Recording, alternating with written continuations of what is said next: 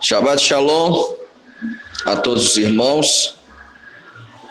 Hoje nós vamos estudar a Parashá Kitzá, que significa quando realizar, ou então se levantarás. É a Parashá de número 21. Estamos já na Parashá de número 21. Parashá Kitzá corresponde a Êxodo 30, 11 e vai até o capítulo 34, versículo 35.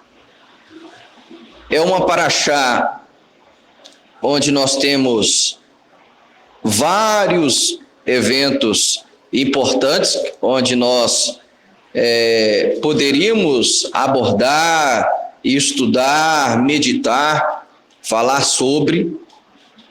São muitos assuntos. Nós temos a confecção da bacia de bronze, onde Arão e os seus filhos, os sacerdotes, lavariam mãos e pés. É muito interessante esse assunto. Nós temos no capítulo 31 o Eterno separando Betzalel, o filho de Uri, neto de Ur, da tribo de Judá. O Eterno enchendo ele do Espírito Santo, para que ele fosse o mestre ali dos projetos de ouro, prata, bronze, pedras preciosas. Então, é um assunto também muito interessante.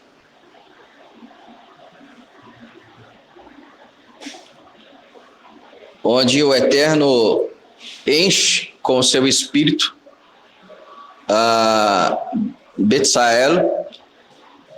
Então, hoje também não é diferente. Se não for o Eterno para nos encher com o teu Ruach HaKodesh, com o teu Espírito Santo, nós também não conseguimos executar as nossas funções dentro da comunidade, dentro da nossa congregação. Então, é um assunto também muito profundo.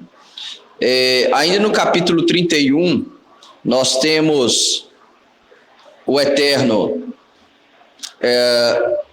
falando ao povo de Israel, através de Moshe, sobre o sábado. E aqui o capítulo 31 é muito forte, porque aqui nós temos, principalmente no versículo 17, o Eterno falando que o Shabat, o sábado, ele é um sinal ou marca, né?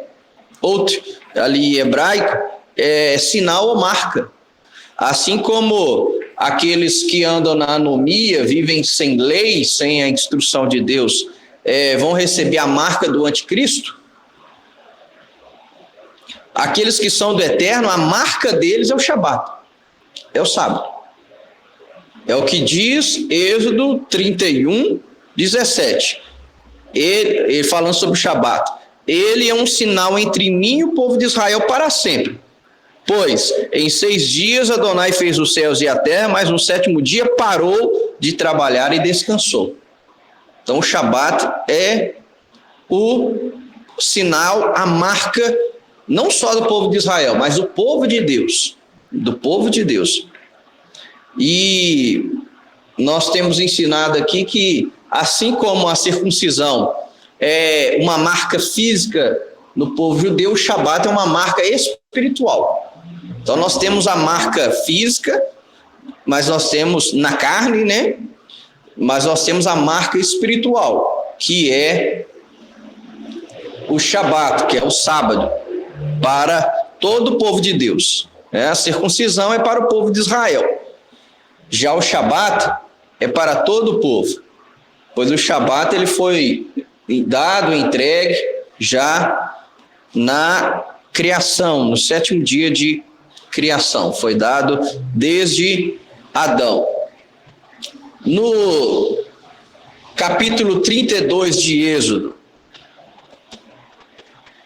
nós temos um dos eventos mais fatídicos, mais drástico para o povo de Israel, que foi o pecado do bezerro de ouro. Êxodo 32 é um capítulo muito triste na história do povo de Deus. E é interessante porque a Bíblia é tão o livro do Eterno, e que não foi compilado e escrito a bel prazer de Moisés e do povo de Israel, que na Bíblia nós temos os erros e acertos do povo. E esse foi um erro dantesco, terrível, que o povo de Israel cometeu, que foi o pecado do bezerro de ouro.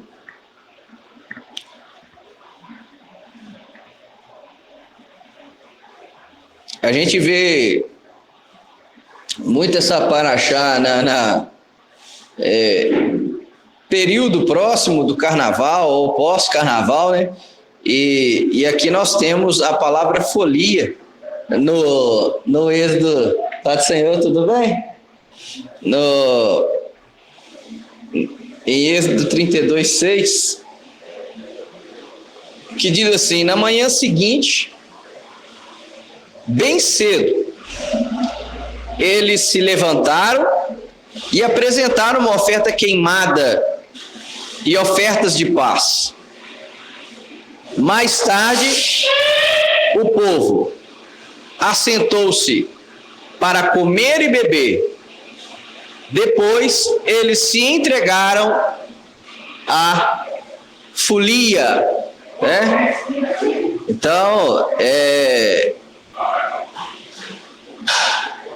é muito interessante que aparece a expressão folia. Eu não sei como que está aí na sua versão, mas aqui está a palavra folia, né? E esse versículo 6, ele é muito triste, porque olha só, para a idolatria, olha o versículo 6, na manhã seguinte, bem cedo, eles se levantaram. Então, olha como que nós temos uma predisposição a fazer o errado. Já de manhã cedo, eles já levantaram para idolatrar. Não precisou de ninguém acordar, já levantaram bem cedo e já foram se entregar à carnalidade. E para o Eterno? Quando o Eterno foi revelar os 10 mandamentos no Monte Sinai, o que aconteceu? Moisés teve que ir lá no acampamento acordar o povo. Falou: gente, o Eterno vai falar sobre o monte. Teve que acordar o povo. Então, para as coisas do Eterno é lento. O povo é lento, o povo é devagar. Moisés tem que gritar: opa, vamos! O Eterno já está falando, vocês estão dormindo. Ah, meu filho, mas para o bezerro do ouro, na manhã seguinte, bem cedo, já levantou e já foram se entregar. Então, é triste quando a gente lê esse texto aqui. E aí é por isso que foi desenvolvida a tradição de Shavuot, na festa de Pentecostes, a festa que comemora a entrega da Torá, da vigília dos judeus passarem a noite estudando a Torá, principalmente os profetas, até o outro dia, para retificar esse erro que os seus ancestrais cometeram lá no passado. Aí eles passam a noite em claro estudando a Torá, os profetas, até chegar a festa de Shavuot, para ratificar esse erro que eles cometeram lá atrás. Porque os judeus ensinam: não, se lá atrás nós tivemos que ser acordados para o Eterno falar conosco, agora não. Agora nós vamos passar a noite em claro, estudando a Torá, estudando os profetas, para quando chegar a festa a gente estar acordado. Celebração da entrega da Torá. Então, isso mostra para nós o seguinte: não é justificar o erro, não é aceitar Ah, é mesmo, né? Infelizmente a gente é assim, a gente tem mais tendência para o pecado, nós temos mais tendência para as coisas da carne. Quando é coisa de Deus, a gente tem sono mesmo, a gente tem cansaço, a gente tem preguiça. Não. Então, o povo de Deus nos mostra que é possível você consertar a rota. Amém? Então, no capítulo 32, nós temos aí o pecado do bezerro. No capítulo 34, nós temos... No 33, é interessante, porque ele é o pano de fundo para o 34. O 33, Moshe pede para o Eterno, para que ele veja a glória do Eterno. Me mostres a tua glória. Versículo 18. E aí, o Eterno diz, eu farei toda a minha bondade passar diante de você, e em sua presença, e pronunciarei o nome de Adonai. Aqui nós temos, né? Aí no capítulo 34, nós já temos Moisés, nessa paraxá, Moisés intercede, né? Pelo povo, para que o Eterno não destruísse o povo por causa do bezerro de ouro. Os rabinos, os sábios, o povo de Deus ensina que esse período aqui foi o período do Yom Kippur. Então, esse evento que ele está muito atrelado ao Yom Kippur. Tem algo muito interessante nessa paraxá, que eu esqueci de mencionar, que Moisés pede para que risque o nome dele, né, do livro, e é por isso que na paraxá anterior o nome dele não aparece. Então, esse é um assunto muito interessante. E no capítulo 34, nós temos o Eterno ensinando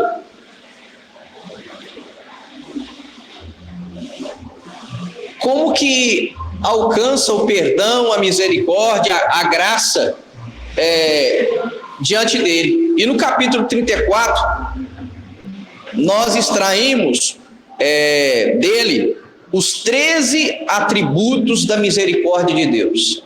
Os 13 atributos de Deus. Então, hoje é muito comum as pessoas falarem que o número 13 é o número da mentira, né? É o número do azar.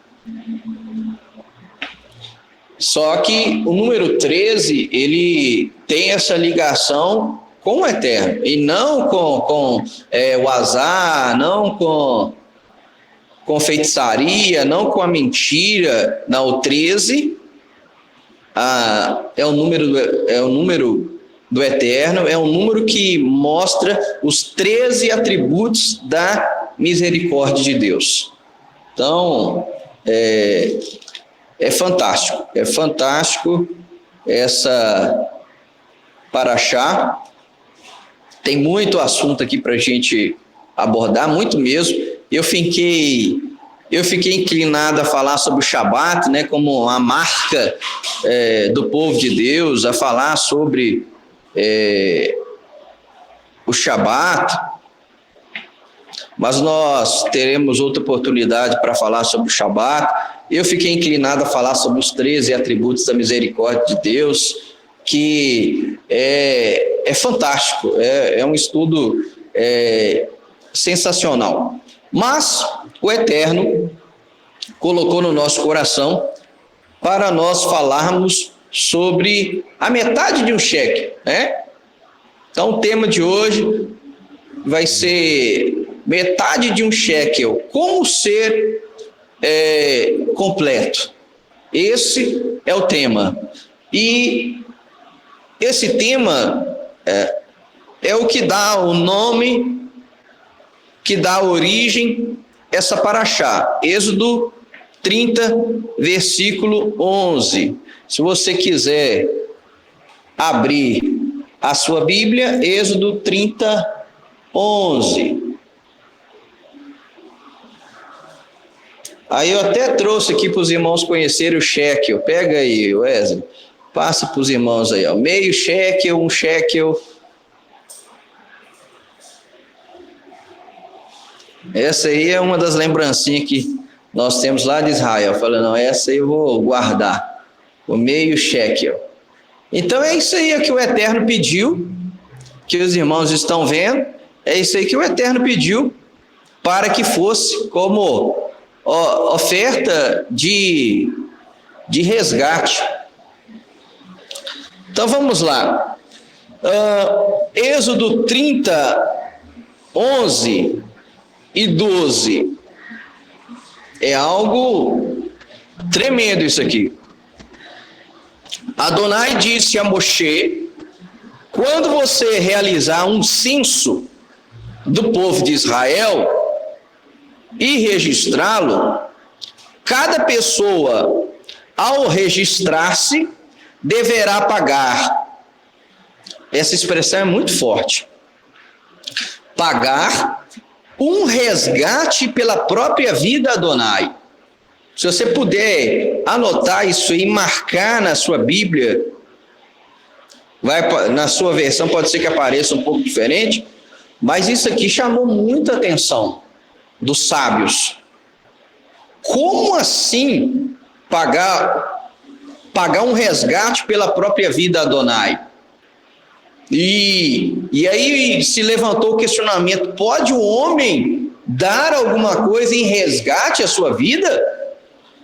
Os sábios vão dizer, os midrashim, eu vou citar um aqui, falam que este foi o questionamento de Moshe. Moshe, em toda a sua hormá, em toda a sua sabedoria, ele falou: meio shekel para dar como resgate a própria vida, Adonai? Dinheiro resgata a vida? Eu posso pagar para o meu resgate?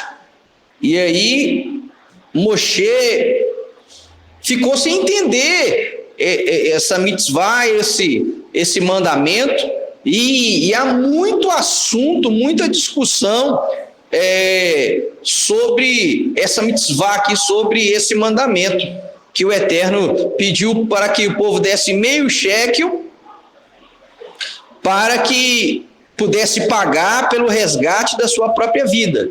E aí o texto continua: para evitar o surto de uma praga entre eles durante o período do censo.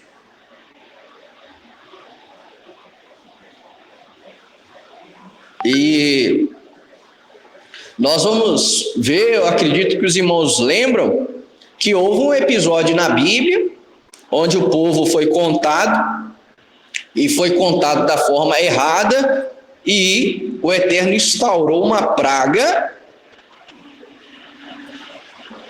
e que houve uma mortandade terrível dos israelitas por não fazerem o censo da forma correta. Aconteceu aquilo que está nessa paraxá. Houve um surto de uma praga durante o censo.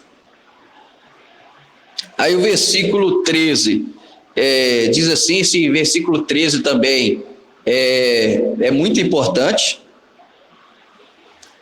Essa versão aqui ela está um pouco diferente, mas diz assim: toda pessoa sujeita ao censo deve pagar, como oferta a Adonai, metade de um shekel, 5,6 gramas de prata, de acordo com o padrão de shekel do santuário. Um shekel é igual a 20 gerut. Versículo 14: todos com mais de 20 anos de idade, sujeitos ao censo, devem apresentar essa oferta a Adonai. Olha o 15: o rico não deve contribuir com mais, nem o pobre com menos de meio shekel, quando apresentar a oferta a Adonai para expiar pela vida de vocês.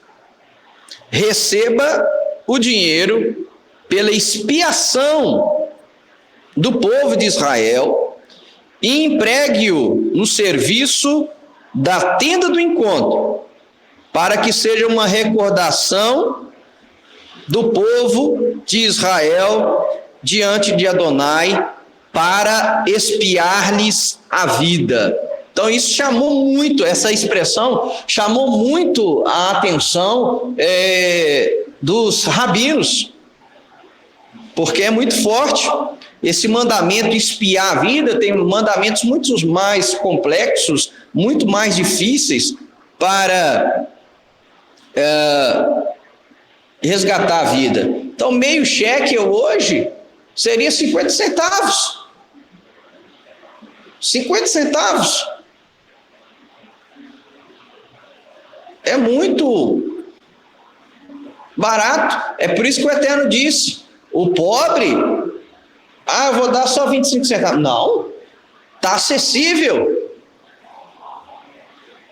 Hoje, né? Colocando para a nossa moeda local. Ou seja, era um valor acessível e um valor irrisório, tanto que o rico poderia querer esbanjar sua riqueza. Vou meio cheque, eu vou dar mais. Falei, não, nem o rico deve dar mais pelo seu resgate e nem o pobre dá menos pelo seu resgate para expiação da sua vida, nenhum e nem outro. E o que nos ensina isso? O versículo 15, que todos são iguais diante de Deus. Ponto. Versículo 15 vai nos ensinar que todos são iguais diante do Eterno, tanto o rico quanto o pobre. A exigência é a mesma, tanto para um quanto para outro. Então vamos lá. Então o mandamento é interessante, porque essa paraxá, por causa desse mandamento aqui, esses primeiros versículos, ela tem até um nome, paraxá shekalim, porque vai falar do shekel, né? E eu trouxe aí meio shekel, que é uma moeda atual lá de Israel. Ela se chamava, né, o dinheiro na época bíblica chamava shekel e continua chamando shekel até os dias de hoje, tá? Deus, ele ordenou a fazer o censo, só que Deus ordenou não contar as pessoas por si própria, contar por cabeça. As moedas de prata que o povo pagava, o povo era contado através da sua contribuição. Então isso é importante. Então, olha só, cada um era contado a partir da sua contribuição. E se eu não contribuir? Você não é contado.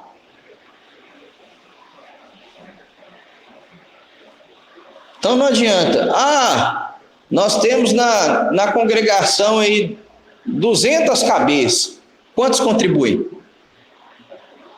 Eu não estou falando de dinheiro, eu estou falando de contribuição, de fazer. Essa contribuição, para que era esse meio shekel? Para que a moeda de meio shekel de prata servia? Ela servia para a reparação dos gastos do templo e para os sacrifícios da coletividade. Era para financiar, para pagar os sacrifícios que eram feitos no templo para perdão dos pecados coletivos do povo. Então é para isso que era dado esse meio shekel, para a reparação do templo, para a manutenção do templo e para os sacrifícios do templo, que eram sacrifícios que eram para todo o povo, para toda a congregação, para toda a comunidade. Então, se não contribuísse, não era contado. Não contribuía, não fazia o resgate pela sua própria vida. Então, isso aqui é tremendo. Então, eu preciso, você precisa, para você ser contado, contada, contribuir. É aquilo que eu ensinei em uma das ministrações aqui.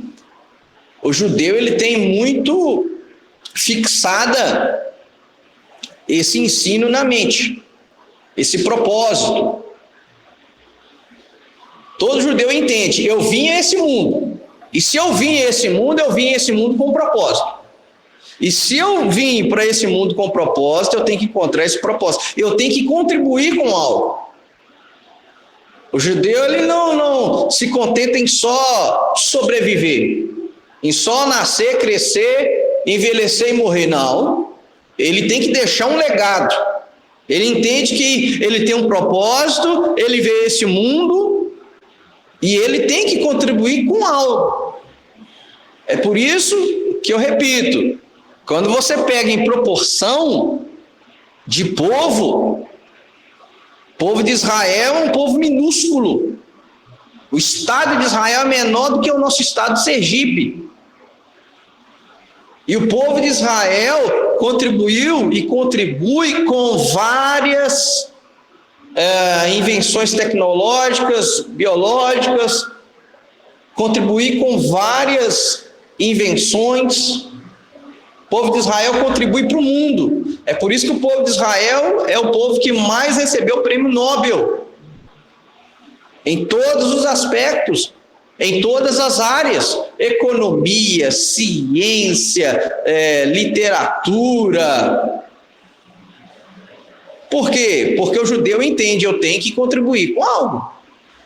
Há um ensinamento rabínico que diz, do Rebbe, que ele ensina o seguinte: se você viu algo errado, é o Eterno te mostrando para você consertar. Então, se você viu algo errado, algo quebrado no mundo, algo desarrumado, se você viu, o Eterno te mostrou isso, e é para você atuar nisso, para você consertar. Então, o povo judeu, ele entende esse conceito. É um conceito que chama Tikkun Olam. Tikkun Olam normalmente é traduzido como consertar o mundo. Então, eu vim para esse mundo para consertar algo. Então, eu tenho que encontrar, eu tenho que contribuir, eu tenho que fazer algo. Eu não posso só sobreviver, só existir, passar por essa vida e não deixei nada, nenhum legado, nada. Então, essa paraxá vai falar que se eu não contribuir com meio shekel, eu não sou contado. Será que eu não consigo contribuir com nada? Então, meio shekel era um valor acessível a todas as pessoas, né? Nós já até falamos sobre isso na paraxá, em uma das paraxot anteriores, que é a paraxá Terumá, onde o Eterno institui, ou o Eterno fala com Moisés para que falasse ao povo, para que o povo contribuísse para a construção do Mishkan, do tabernáculo. Êxodo 25, 2. Cada um deveria levar aquilo que propôs no seu coração, doar, contribuir com aquilo que propôs no seu coração. E aquilo que ele doava, que ele contribuía segundo o seu coração, aí no versículo 8 o Eterno diz, olha, vocês vão construir para mim um santuário, um Mishkan, um tabernáculo, e eu vou morar dentro de vocês. Ou seja, é aquilo que nós ensinamos nessa paraxá. Uma pessoa que não está disposta a contribuir com nada, ela mostra que o Eterno não está morando nela. Porque é impossível o Eterno morar dentro de uma pessoa e ela não conseguir contribuir com nada. Então, essa paraxá do meio shekel para o resgate traz à tona esse assunto de novo. E aí, os sábios do povo de Deus questionam: por que só meio shekel e não um shekel inteiro? O Eterno pediu meio shekel e não um shekel inteiro. Por que isso? Os rabinos questionam. Aí você pode anotar aí essa pergunta: por que só meio shekel e não um shekel inteiro? E aí os sábios do povo de Deus respondem: para indicar que cada pessoa por si vale somente uma metade. Cada pessoa, ela só vale a metade. É como meio shekel. E como que eu posso ser pleno, completo? E aí os sábios vão ensinar: o homem que não contribui para a coletividade não está desempenhando seu verdadeiro propósito e está sendo incompleto. Olha que ensinamento fantástico. Vou repetir: o homem que não contribui para a coletividade não está desempenhando seu verdadeiro propósito e está sendo incompleto. Por isso que o Eterno ordena meio shekel. Você vai contribuir com meio shekel.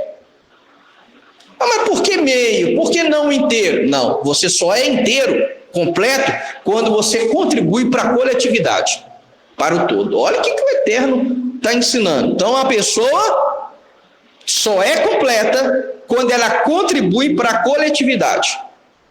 Senão, essa pessoa está sendo incompleta. Então, vai na contramão do que o mundo ensina hoje, do que o mundo pratica hoje. O mundo pratica hoje o quê? A individualidade. É eu primeiro, depois o resto. Deixa eu olhar o meu lado aqui, depois eu olho o povo, a coletividade. E o Eterno vai ensinar o seguinte: você só é completo quando você desempenha o seu propósito, o seu papel, contribui para a coletividade, para toda a congregação, para toda a comunidade, para todo o povo. Tá? Então, essa é a resposta porque do meio shekel. E a resposta do nosso tema é como ser completo. Metade de um shekel, como ser completo? Sabe quando você vai ser completo? Quando você passar a contribuir para a coletividade. Quando você desempenhar um papel que vai contribuir para todo mundo. E aí tem o Rabino Menahem, ele comentando essa paraxá Shekalim, comentando essa mitzvah, esse mandamento do meio shekel, ele vai dizer o seguinte: olha, ninguém deve adiar suas obrigações para com seu povo. Ninguém deve dizer, mais tarde farei, mais tarde me explicarei, pois talvez já não tenha tempo. O dia que passou não voltará mais. E o dia que alguém perdeu em dar algo de si, não recuperará. Então, essa frase judaica, esse pensamento judaico, diz que ninguém deve adiar suas obrigações para com o seu povo. Ninguém deve dizer, mais tarde eu farei isso, mais tarde eu me explicarei, depois. E ele diz, o dia que passou não volta mais. E o dia que alguém perdeu em dar algo de si, não recuperará. Não vai recuperar. Então você tem que se doar hoje. Você tem que fazer hoje. Não adie suas obrigações para com o seu povo. Então a nossa casa, a nossa congregação, a nossa comunidade tem que entender isso. Vamos olhar para o todo, vamos olhar para o coletivo. Então, vamos parar de dizer, depois, né? Depois eu faço. Porque quando a gente faz isso, a gente está sendo meio shekel. A gente não está sendo um shekel pleno, completo, inteiro. Nós estamos sendo incompletos, porque nós não estamos contribuindo para a coletividade. Irmãos, eu gosto sempre de comparar, porque a Bíblia, ela ensina isso. Existe uma expressão judaica que diz Kal vachomer. A Bíblia, várias vezes, há essa comparação. Na Brit Hadashah, no Novo Testamento, tem várias. Do menor para o maior. É o Kal vachomer. Por exemplo, Yeshua usou muito Kal vachomer. Um exemplo do ensinamento de Yeshua. Olha para os lírios do campo. Eles não trabalham nem fiam, mas Deus os veste. Nem Salomão, em toda a sua glória, se vestiu assim. Quanto mais, Kal vachomer, quanto mais vocês são mais importantes do que os lírios do campo, que crescem e logo se vão. Está vendo? Yeshua nos comparou como os lírios do campo, que crescem, nascem e logo se vão. Yeshua, mais um Kal vachomer de Yeshua. Olha para as aves dos céus. Elas não trabalham, não colhem, não juntem celeiros, mas o Pai Celestial as alimenta todas. Quanto mais vocês são mais importantes do que as aves dos céus. Isso é Kal vachomer, do menor para o maior. E eu gosto sempre de comparar. Por exemplo, no trabalho, se eu chegar atrasado no trabalho, o que acontece comigo? Puxão de orelha. Essa semana eu me deparei, né? Na nossa semana vai tendo acontecimentos que vão contribuir para o ensino da Paraxá. Eu peguei um contra-cheque da pessoa e vi lá que houve um desconto no pagamento dele porque ele atrasou ou faltou, tá lá. É atraso ou falta? Então, doeu no bolso dele, porque ele chegou atrasado no serviço. E aí, ele falou, o quê? Não, estou perdendo dinheiro, vou chegar atrasado, não. Um exemplo, Kal vachomer. No meu trabalho, eu não chego atrasado, mas para as coisas do eterno, eu chego atrasado. No meu trabalho, eu dou o meu melhor, dou o meu máximo, faço curso, eu me capacito, eu me dou. E para a coletividade?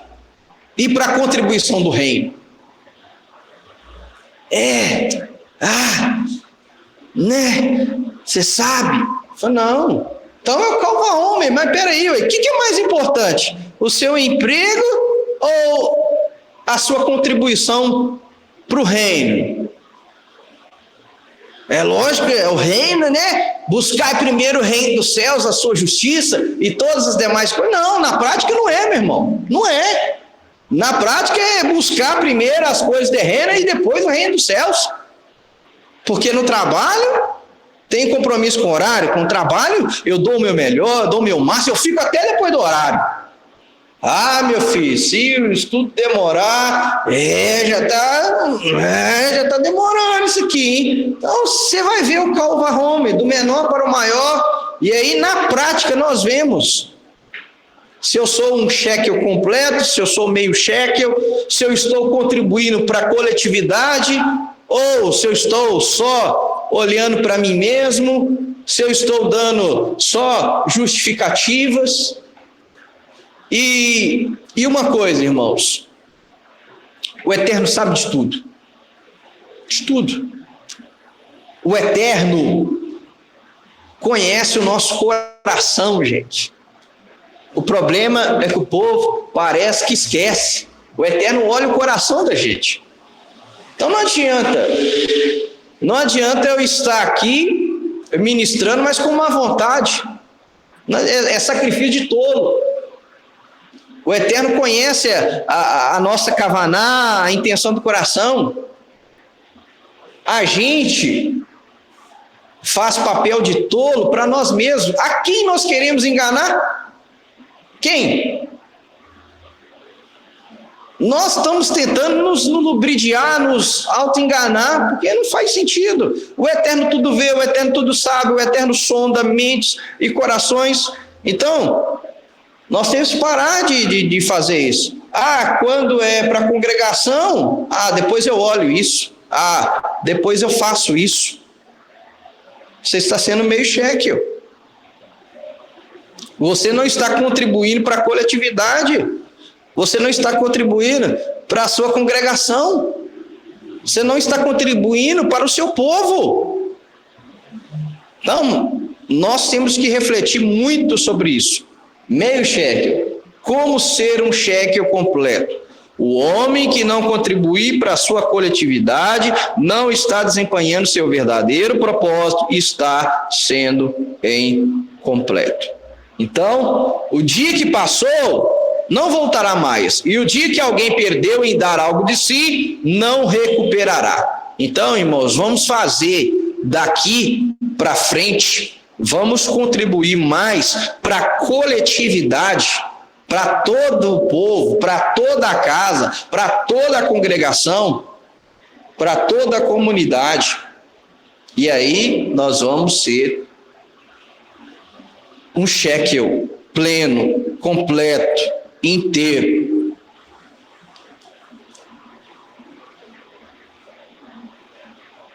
Só que aí, irmãos, é o que eu disse, há muito comentário sobre essa paraxá, principalmente sobre esse mandamento do meio shekel, porque os midrashim, os comentários, vão dizer que Moshe não entendeu. E os rabinos extraem do próprio texto sagrado, do próprio hebraico. O que Moshe não entendeu? Não entendeu que como meio shekel, como uma moeda de prata,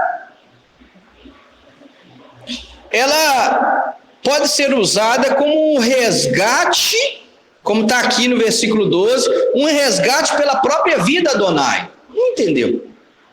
E aí o versículo 13... no hebraico está assim, né? Esta será dada, falando sobre a moeda. No hebraico está assim, esta será dada. Então os rabinos entendem e dizem, os sábios do povo, diz que o Eterno mostrou a Moshe a moeda. Só que essa moeda não era de prata, segundo o Midrashim, essa moeda não era de prata como uma moeda de prata, né? E não igual a esse meio shekel, esse meio shekel é moderno, mas o meio shekel da época bíblica, ela era de 5,6 gramas de prata. Então, coloca na sua mente aí uma moeda de quase 6 gramas de prata, que era levado no templo, ou no tabernáculo, e a partir daquela moeda que a pessoa contribuía, dava, ela era contada através do seu dinheiro, através da sua contribuição.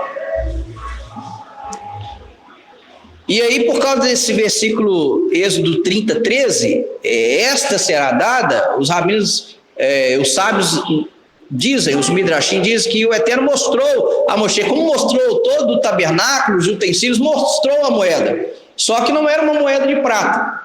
E é interessante a gente lembrar que prata na Bíblia fala de redenção. Então, toda vez que você vê prata na Bíblia, você já pode linkar. Opa, prata. Então, prata vai falar de redenção, de resgate, salvação. Prata tem esse simbolismo. A prata, ela não corrompe. Por exemplo, os pinos que fincavam no deserto para manter a tenda firme, eles eram revestidos de quê? Prata. Porque a prata não corrompe. Você vê, a prata ela era fixada na terra A madeira era revestida de prata, porque a prata não corrompe. Se fosse só a madeira, ela ia apodrecer, ia quebrar e a tenda ia cair. Mas como ela é revestida de prata, ficava firme. Ou seja, o crente tem que estar nessa terra, ele não pode se corromper. Então, de tudo a gente extrai ensinamento. Então, a prata fala de redenção. Só que a moeda que o Eterno mostrou a Moshe, ela era de fogo. Vamos lá para o Midrashim. Se você quiser anotar, é o Midrash Rabá de Bamidbar 12:3. Diz assim o Midrash: o Eterno, bendito seja, pegou o que se parecia como uma moeda de fogo, olha só, de sob o trono da glória, e mostrou a Moshe dizendo: esta deverás dar. Ou seja, eles deverão dar uma moeda que se pareça com esta. Então esse é o Midrash. Então o Midrash, o comentário, diz que o Eterno mostra a Moshe, ele pegando uma moeda, isso tremendo. E essa moeda estava no trono da glória. Ele pega a moeda que estava no trono da glória e mostra a Moshe: esta será a moeda, como esta será a moeda que o povo de Israel deve dar em resgate da sua própria vida. Então, é muito interessante. Então, vamos lá para os detalhes. A moeda, de novo, a moeda era de fogo. E aí, o que a gente aprende disso? E o que os sábios ensinam? Todas as aparições espirituais são em forma de fogo. Você já percebeu isso? Todas as aparições espirituais são em forma de fogo. Sempre quando existe uma aparição do Eterno, tem fogo no meio. Então, as aparições espirituais são em forma de fogo. Então Deus mostrou a Moshe a moeda de fogo, que é algo espiritual.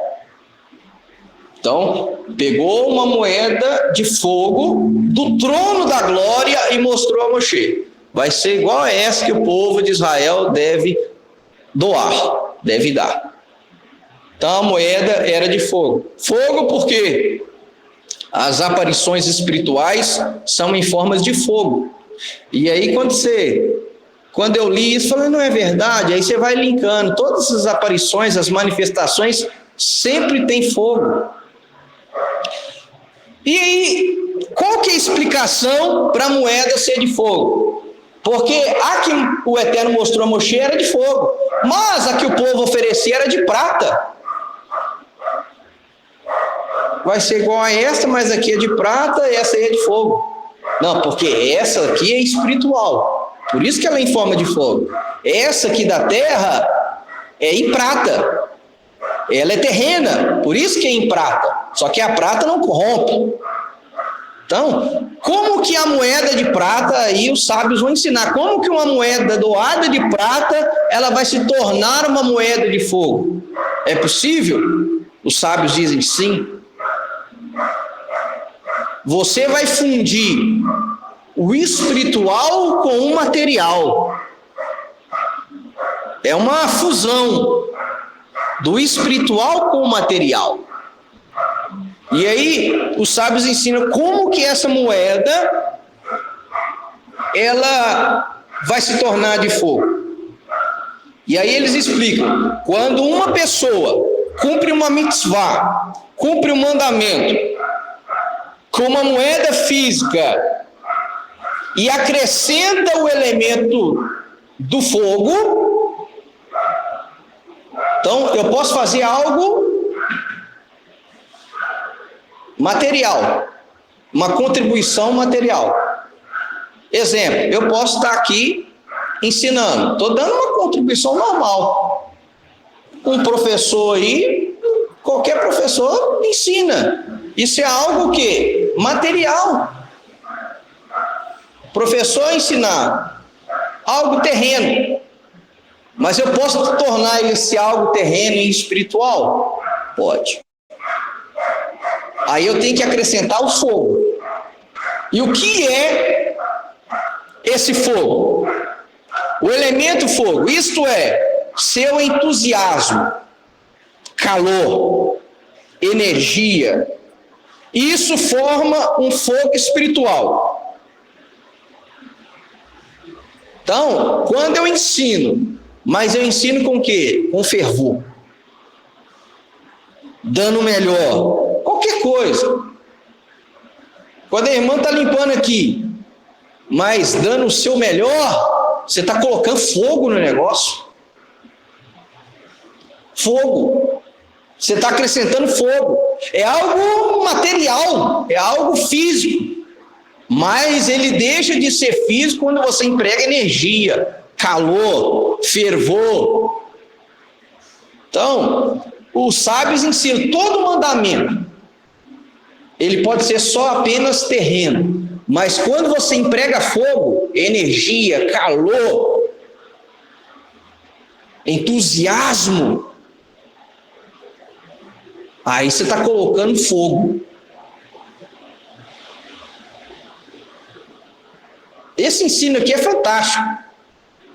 Na hora que eu fui assustar, já era quase 2 horas da manhã. Eu falei, opa, eu estou colocando fogo demais nesse estudo.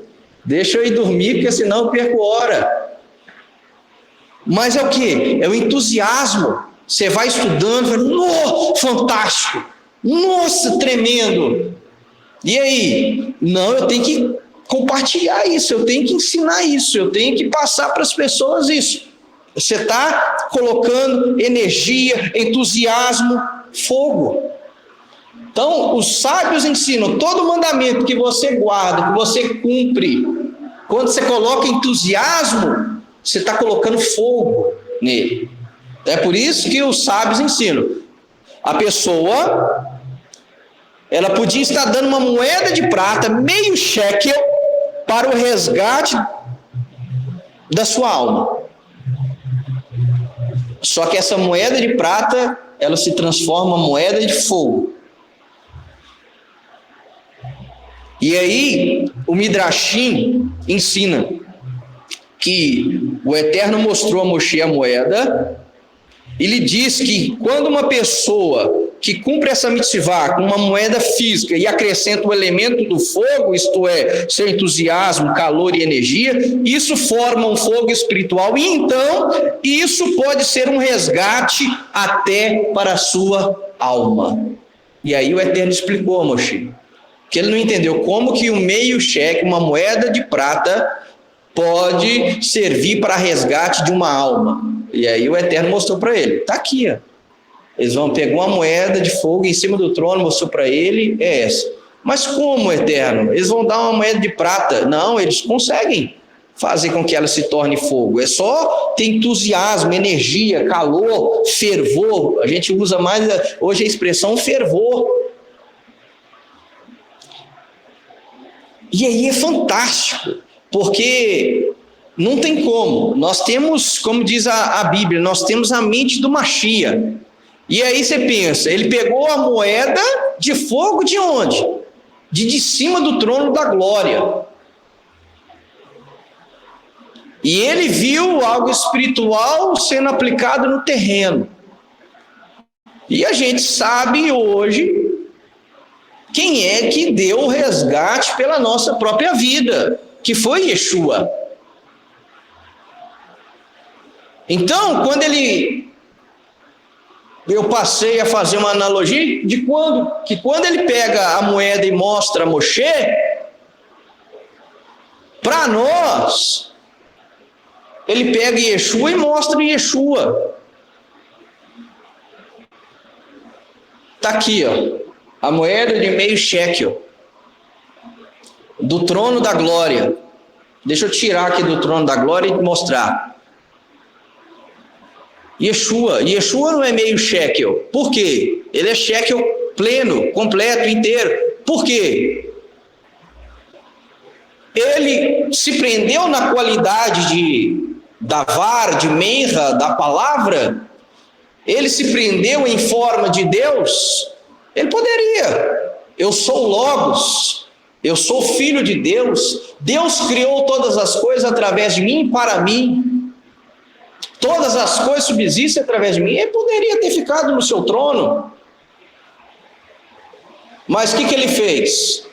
Ele contribuiu para a coletividade. A Bíblia, o Evangelho, várias vezes falar que ele deu a vida para resgate de muitos. Paulo, em Filipenses 2, ele diz que Deus, que Yeshua, esvaziou-se da sua glória, não se reteve em estar em forma de Deus, mas esvaziou-se, tomando forma de servo, de homem, foi obediente até a morte, e morte de cruz. Para quê? Para abençoar a coletividade. Então era como que o Eterno tivesse mostrado Yeshua, está aqui, ó, esse é o shekel de fogo, o shekel espiritual.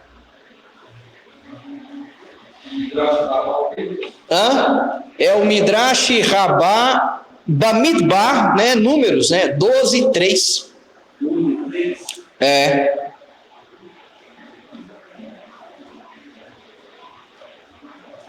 Então ele pega o meio shekel de fogo do trono.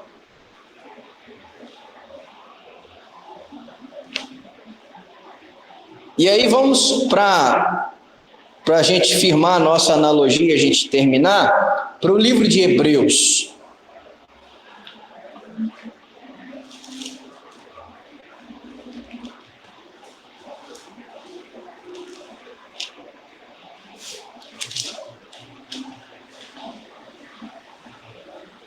Hebreus 4.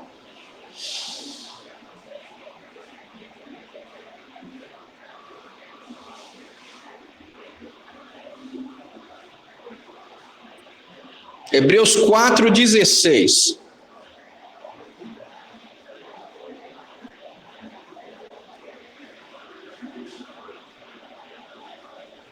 O Eterno pega uma moeda de fogo que estava sob o trono da glória. Hebreus 4:16. Diz assim: assim que nos aproximemos confiantes do trono, a partir do qual Deus concede sua graça, para recebermos misericórdia e encontrarmos graça no momento de necessidade. Hebreus 4:16, por que eu lembrei desse texto? Porque fala que do trono procede a graça de Deus. E a moeda de fogo foi pega do trono da glória.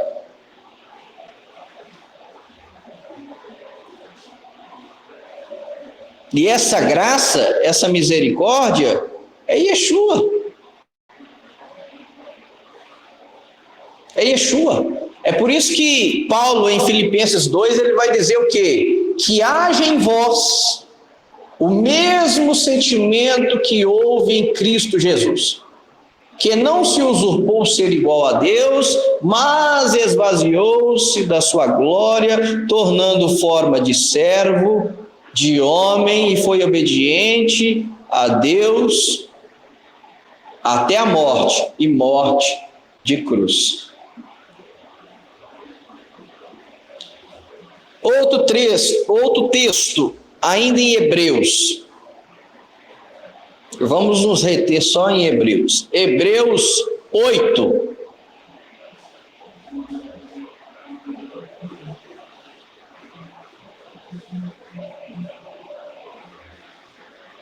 É um dos textos mais fortes da carta aos Hebreus. Hebreus 8:1. Diz assim: aqui está, essa expressão é muito forte, aqui está o aspecto mais importante de tudo o que dissemos. Então, ou seja, essa é a parte mais importante da carta. Qual que é? Temos um Cohen Hagadol, um sumo sacerdote como esse. E ele está sentado à direita de Hagdullah no céu. Hagdullah é majestade, a majestade no céu. O seu está sentado? É. E se assentou? No sentido de estar sentado, né? Ou que ele não estava e agora está. Ele se assentou. Então ele está sentado à direita. Isso aí é uma citação de Salmo 110:1. Se você quiser anotar. Salmo 110:1. Que ele está sentado à direita da majestade no céu. E ainda Hebreus 12, 2. Vamos ler o 1 e o 2. Hebreus 12, 1 e 2. Portanto, pelo fato de estarmos cercados por uma nuvem tão grande de testemunhas, ponhamos de lado qualquer impedimento, isto é, o pecado que facilmente impede nosso avanço, e corramos com perseverança a corrida que nos é proposta, contemplando o autor e consumador da nossa confiança, da nossa fé, Yeshua, que, em troca da obtenção da alegria que lhe foi proposta, suportou a execução em uma estaca, como um criminoso, desprezando a vergonha, e se sentou à direita do trono de Deus.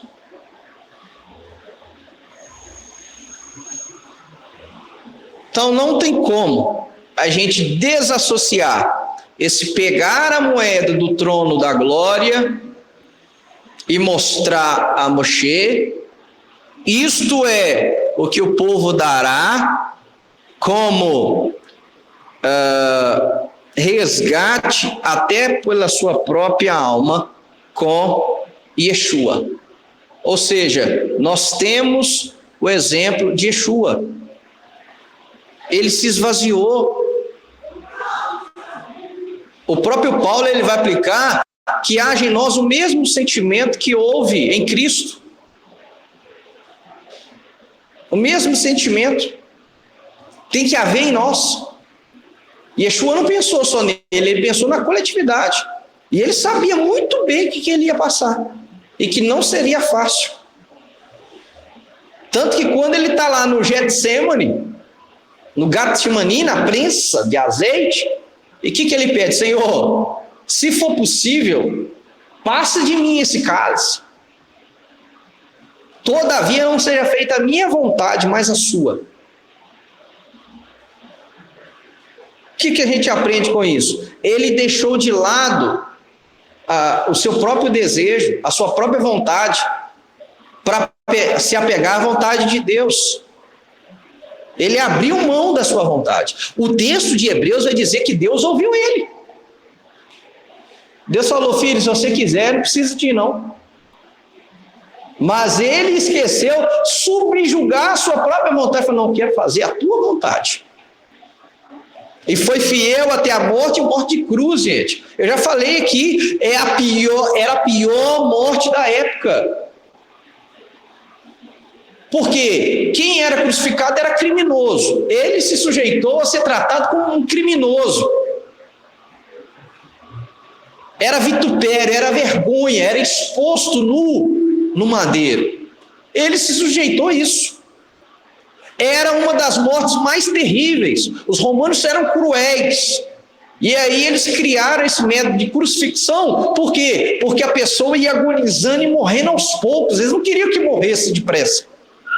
Quando eles queriam que morresse mais rápido, que quebrava a perna, e aí ficava mais suspenso, morria mais rápido, mas era uma morte dolorosa e lenta.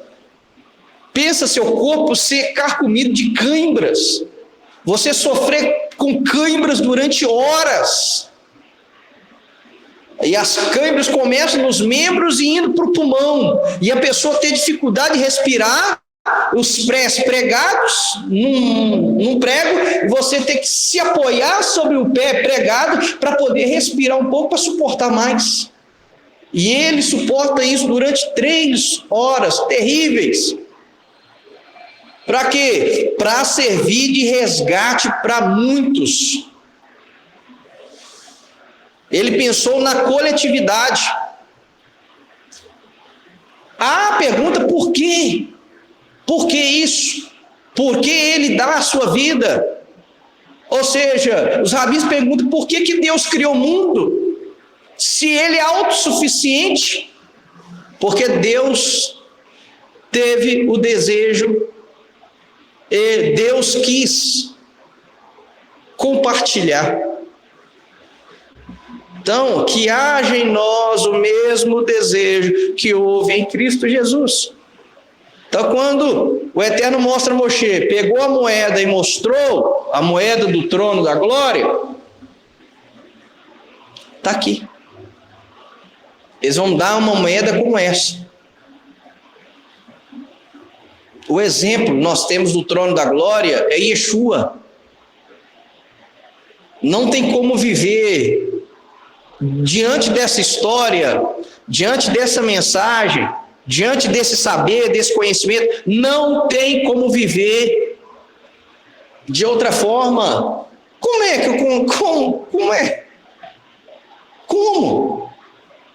que eu vou viver agora sabendo disso? Que ele passou de tudo, passou por tudo isso. Olha que fantástico o que os rabinos comentam, o que os sábios do povo de Deus comentam. É por isso que eu afirmo para vocês: quanto mais eu estudo da literatura judaica, mais eu tenho certeza que Yeshua é o Messias.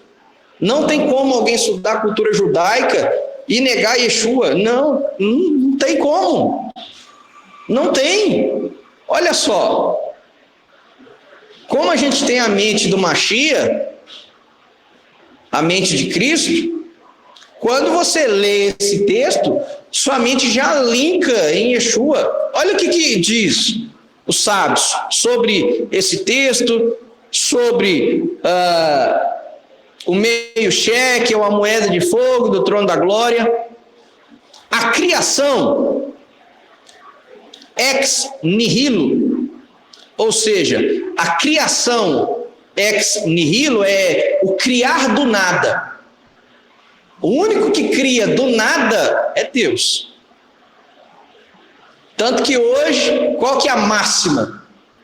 Nada se cria, tudo se transforma. Não se cria nada hoje. O único que ex nihilo criou do nada, Bereshit bara Elohim, no princípio criou, o verbo bara ia criar do nada. Só Deus. Então, a criação ex nihilo, olha o comentário. É certo que, assim como a criação do mundo foi causada pela palavra de Deus, olha, isso aqui é um comentário totalmente ortodoxo. Assim também, isso deverá ser feito pela palavra de Deus. Isso eles devem dar. Não, vou ler de novo. Gente, isso aqui parece que é um texto messiânico, falando sobre a moeda de fogo que foi pega do trono da glória e mostrado a Moshe. Eles devem dar uma moeda como esta. Olha de novo a explicação. Assim como a criação ex nihilo, ou seja, a criação do nada, é certo que assim como a criação do mundo foi causada pela palavra de Deus, então eles estão afirmando que quem causou a criação foi a palavra de Deus, e disse Deus, a palavra, o logos, o merra, o davá, assim também, isso deverá ser feito pela palavra de Deus. E aí eles colocam, isso eles devem dar. Ou seja, o exemplo é Yeshua. Isso eles devem dar, ou seja, você deve se doar como Yeshua. Olha o parâmetro nosso. Eu ter que me doar, você, nós temos que doar para a coletividade como quem? Como Yeshua. Esse é o parâmetro. Você é louco. Olha só. E aí, quando eu li isso, a minha mente já linkou lá em 1 Pedro. Vamos lá. 1 Pedro 1,18.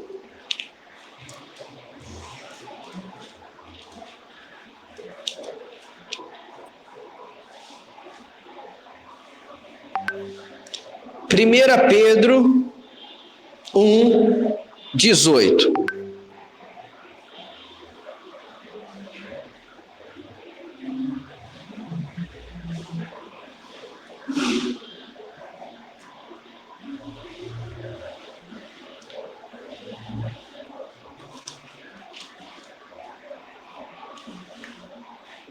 Olha o que diz. Vocês devem ter consciência de que o resgate pago para libertá-los do estilo de vida inútil. Olha como é que Pedro fala. Nosso estilo de vida era inútil. Eles têm que ficar, isso é estilo de vida inútil, gente. Vocês devem ter consciência de que o resgate pago para libertá-los do estilo de vida inútil, passado a vocês por seus pais, não constitui em algo perecível, como prata ou ouro. Ou seja, o resgate pela nossa vida não pode ser como algo perecível, como prata ou ouro. Como o meio shekel lá do templo, lá do tabernáculo. Por isso que a moeda tem que ser de fogo, tem que ser espiritual o negócio. Pelo contrário, ele custou o sangue da morte sacrificial do Messias, como o de um cordeiro sem defeito ou mancha. Deus o conheceu antes da fundação do universo, mas o revelou no Aharit Hayamim, nos últimos dias, por causa de vocês. Por meio dele, vocês confiam em Deus, que o ressuscitou dentre os mortos e lhe deu glória. Por isso que ele está sentado no trono de glória. De modo que sua confiança e esperança estão em Deus. Ou seja, irmãos, linkando esse texto, esse comentário rabínico, ortodoxo, de que isso eles devem dar, só deveria ser feito pela palavra de Deus, nós linkamos com 1 Pedro 1,18. Que o nosso resgate não foi com meio shekel de prata, com algo perecível. O nosso resgate foi pelo sangue de Yeshua. E ele nos deu o exemplo. Isso eles devem dar. Ou seja, assim vocês devem copiar, imitar, fazer. É o que Paulo disse. Que haja em vós o mesmo sentimento que houve em Cristo Jesus. O mesmo. E aí, para a gente finalizar, olha que fantástico. E aí a gente vê que tudo se linka. Aonde que aparece a primeira vez meio shekel? No casamento de Isaac e Rebeca. Olha onde que eles vão buscar o negócio. E o casamento de Isaac com Rebeca, na tradição do povo de Deus, aponta para o casamento de Deus e seu povo. Então eles vão linkar esse meio shekel que o povo de Deus tinha que dar lá no tabernáculo, era o mesmo meio shekel que Rebeca ganhou para o casamento com Isaac. Abra sua Bíblia aí em Gênesis 24, 22.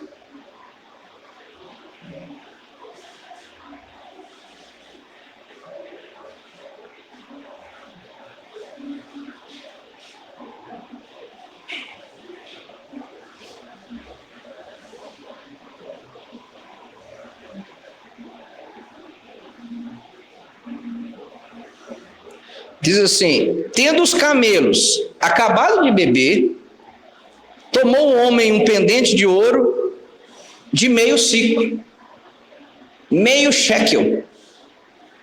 Ciclo é shekel em hebraico.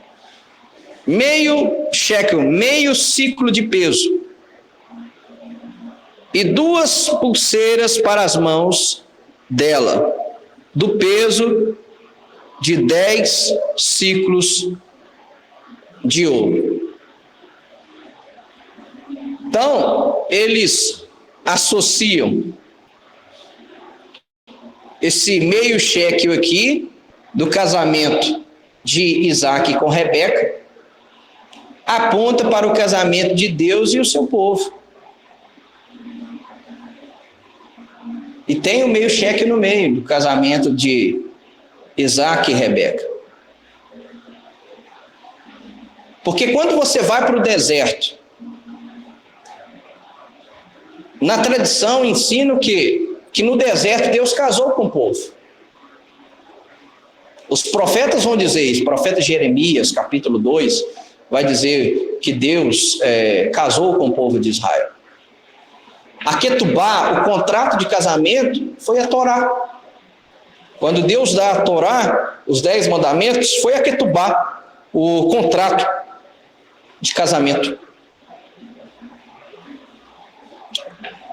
O santuário, o tabernáculo, foi o lar conjugal. E como o casamento de Isaac com Rebeca teve o dote, eles associaram o meio shekel. E como nós estamos aprendendo que Yeshua nos resgatou não com o meio shekel de prata terreno, não com nada perecível como ouro e prata, mas foi com seu precioso sangue,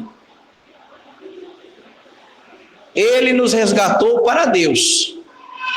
E é interessante que esse resgate também vai o quê? Resultar de novo num casamento entre Deus e o seu povo. E aí a mente nossa já linka de novo. Na hora que ele falou, o meio shekel aponta para o casamento de Isaac com Rebeca, e que simboliza o casamento de Deus com seu povo, Efésios capítulo 5. Vamos lá para Efésios capítulo 5.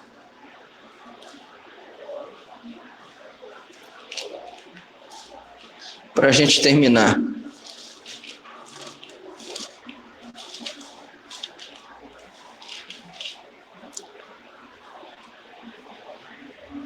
Efésios capítulo 5.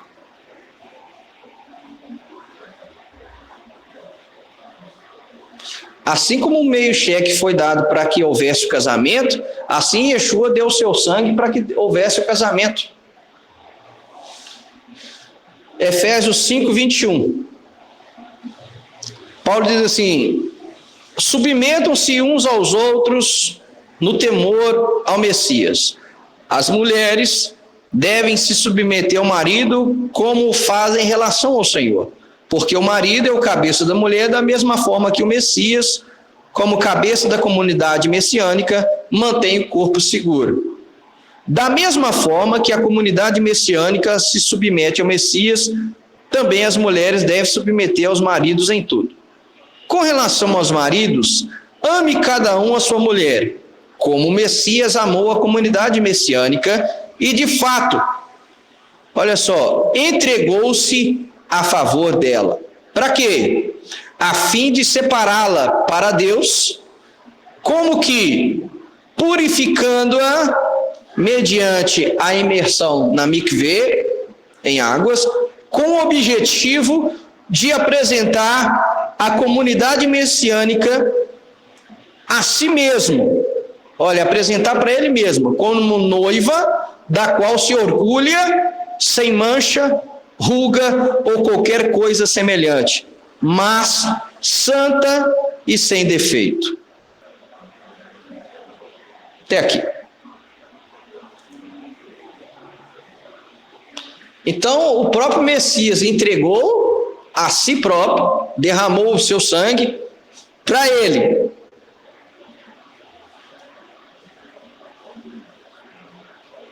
Apresentar a si mesmo a igreja como noiva, da qual se orgulha, sem mancha, ruga ou qualquer semelhança, mas santa e sem defeito.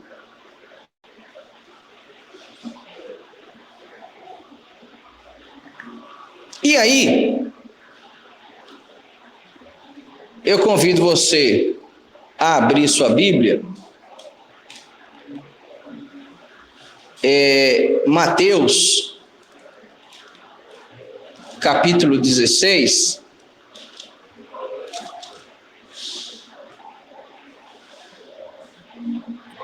versículo 24.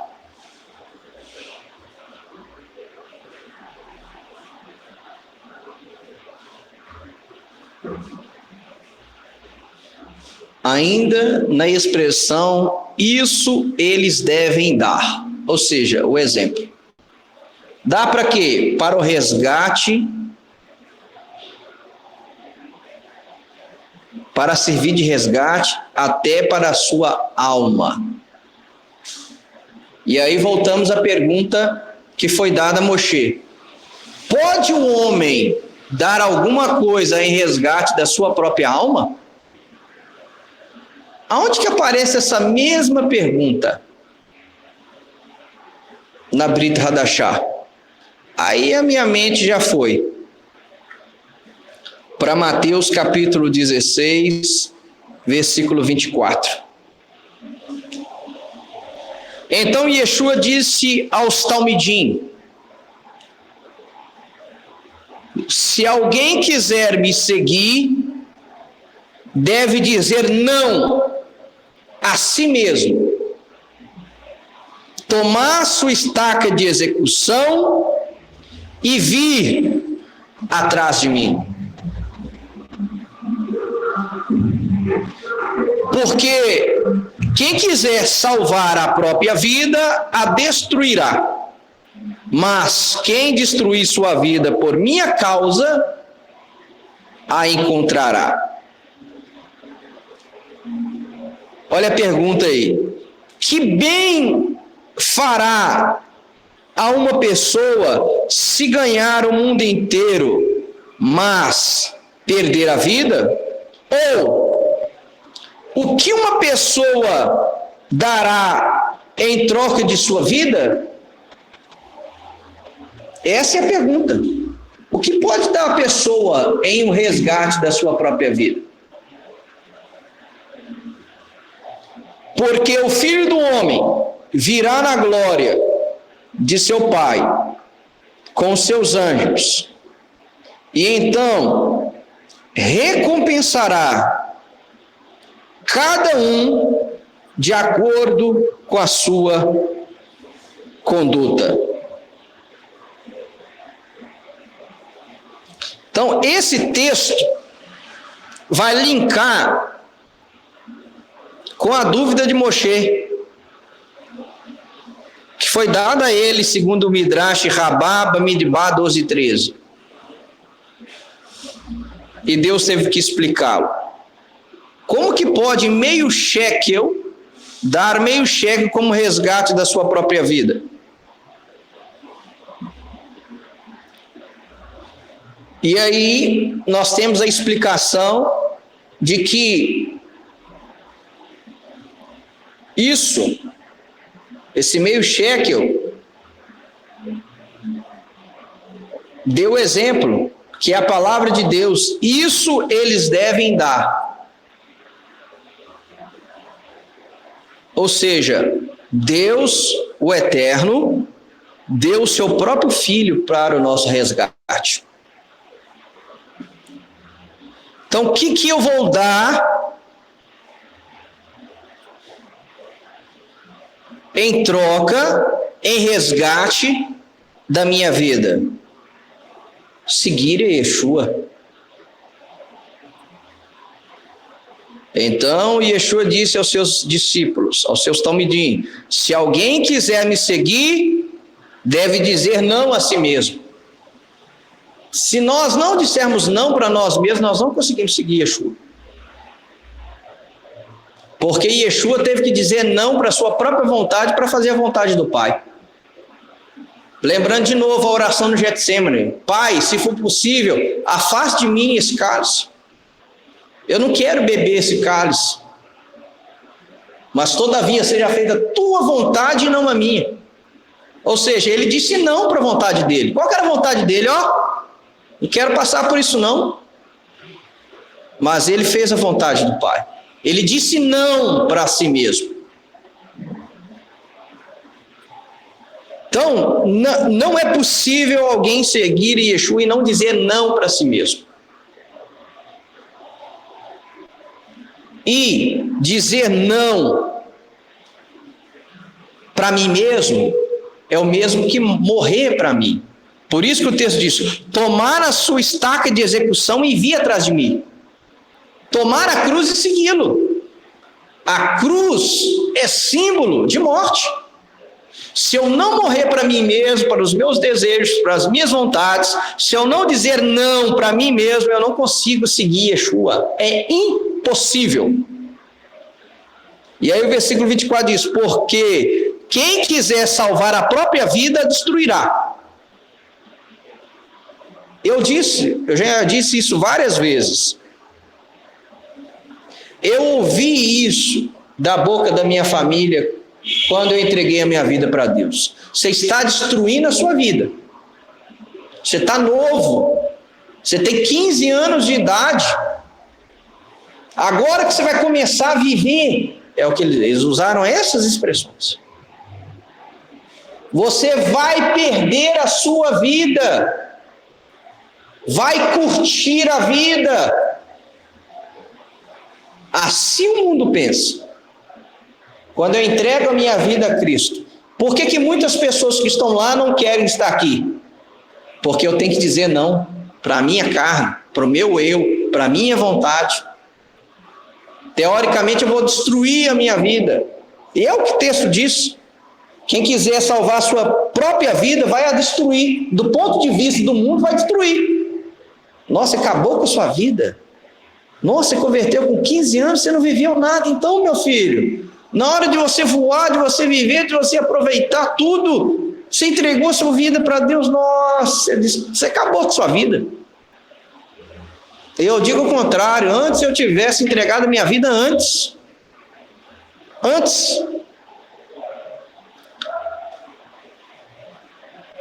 Mas Yeshua diz: mas quem destruir sua vida por minha causa, a encontrará.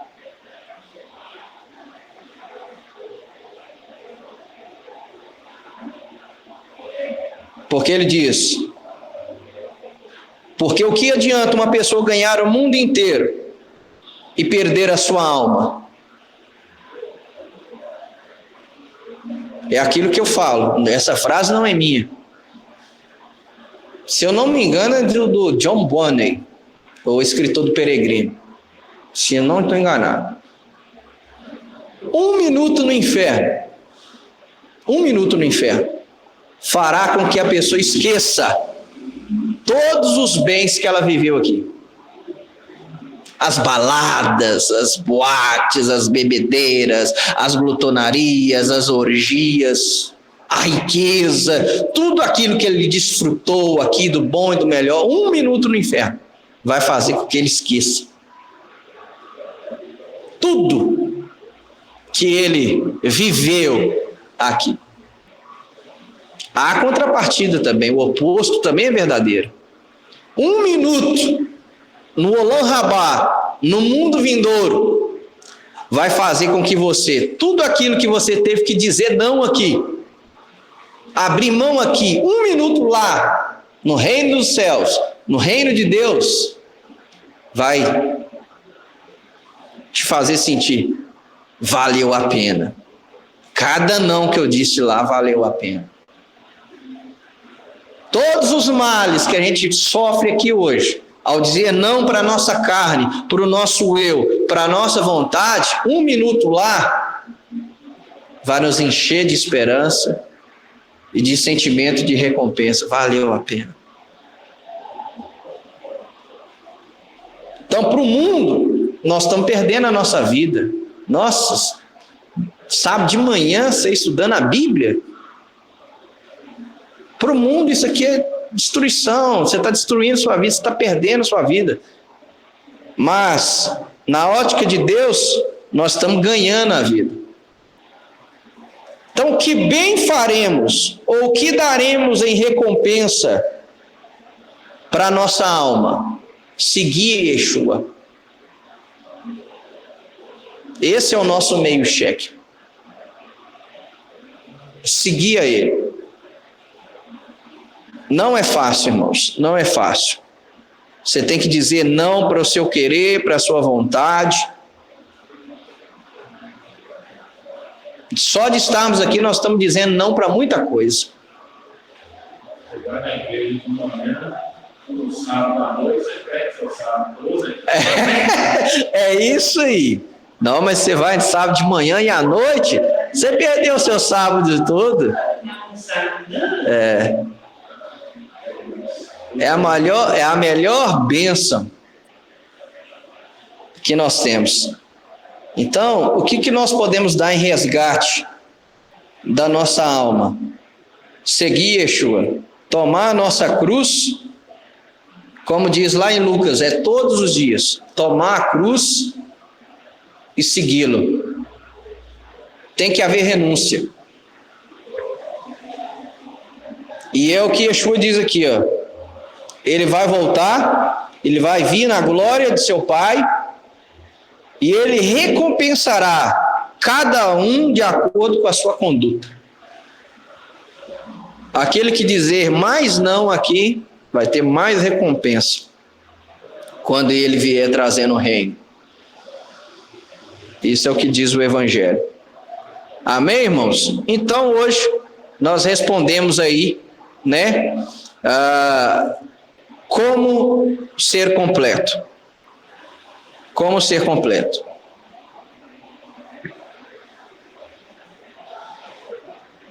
Não deu para nós falarmos sobre 2 Samuel 24, mas se você quiser anotar aí, 2 Samuel 24 vai falar de Davi contando o povo e a praga que instaurou porque ele contou, né? O povo morreu. 2 Samuel capítulo 24.